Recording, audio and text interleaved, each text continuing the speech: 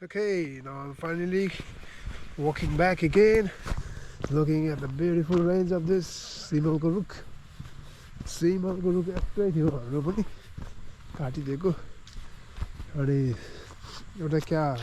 funny thing चाहिँ के भयो भन्दाखेरि सिमलको रुख त काट्यो काट्नु चाहिँ एकदमै सजिलो हुँदो रहेछ यो एकदमै त्यो प्लाइ चिरेको भन्दा पनि धेरै सजिलो के एकदमै त्यो सबैभन्दा कमसल काठ रहेछ यो तर साथीहरूले चाहिँ अब भनौँ न लेबर साथीहरूले चाहिँ हामीलाई सिमलको रुख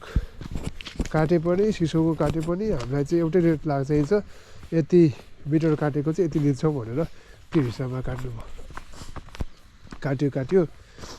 अब एकदमै हेभी काठ काटेकै हिसाबमा सिमलको रुख पनि काट्यो त्यो एउटै रेटमा तर पछि राख्दै गयो लगभग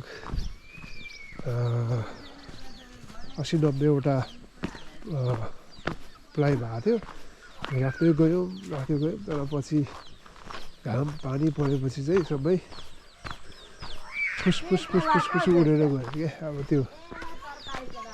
बाल्लामा पानी हाले जस्तै भयो Hello mommy hen you have how many children 6 you have 5 6 oh good oh Tommy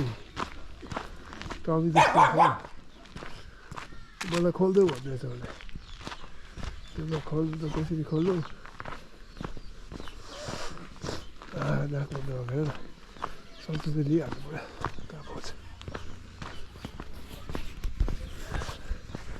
सन्चो लिइहाल्नु पर्ने अवस्था हो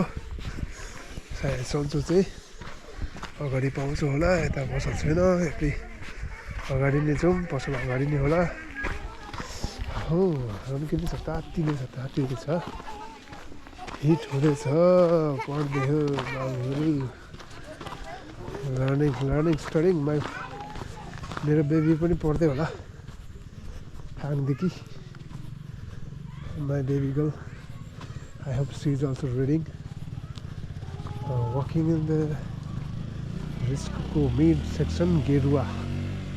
गेरुवाको सेन्ट्रल पोइन्टमा के छ चिने त के छ हालखबर आरै हुनुहुन्छ कता बस्नुहुन्छ ए म यतै त गेरुवामा ए उहाँ अफिसमै त हो के छ तपाईँको अनि हजुर खस्नु भएको छ ए कहाँ यता यहाँ पर मारी गाउँतिर आफ्नै अनि भोलि सडक काम थियो अनि यतै बस्नु हुँदैन म त यतै छु त अहिले अनि हाम्रो दाइ खोइ त बेपत्ता हुनुहुन्छ त आउनु भएन एकचोटि छैन त आउनु भएको अब आउनुहुन्छ